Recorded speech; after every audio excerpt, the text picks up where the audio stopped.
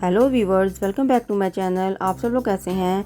आज यूडीआर किचन में बनने जा रही है ग्रेवी मूंग दाल, जिसको मैंने धोकर फिल्टर वाले पानी में 2 घंटे भिगोकर रख दिया था। अब इसे पकाते हैं।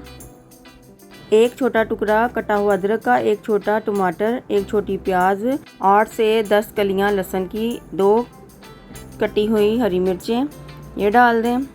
अब इसमें सूखे मसाले डालते हैं। 1 टीस्पून नमक, आधी टीस्पून हल्दी, 1 टीस्पून धनिया पाउडर, आधी टीस्पून ज़ीरा, 1 टीस्पून लाल मिर्च, 1 टेबलस्पून घी डाल दें और ढककर इसे पकने के लिए छोड़ दें। दाल हमारी 15 से 20 मिनट में पक जाएगी। अब इसके लिए तड़का तैयार करते हैं। अब एक पैन में 3 चम्मच होममेड मक्खन डालें, 1 टीस्पून कटा हुआ लहसुन,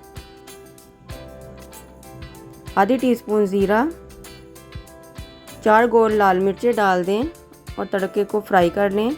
अब दाल हमारी पक गई है, इसमें तड़का डाल दें।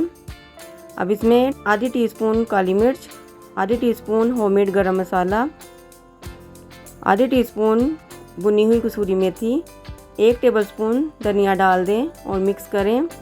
मज़ेदार हमारी ग्रेवी दाल तैयार है। आप इसे एक दफ़ा ज़रूर ट्राई करें।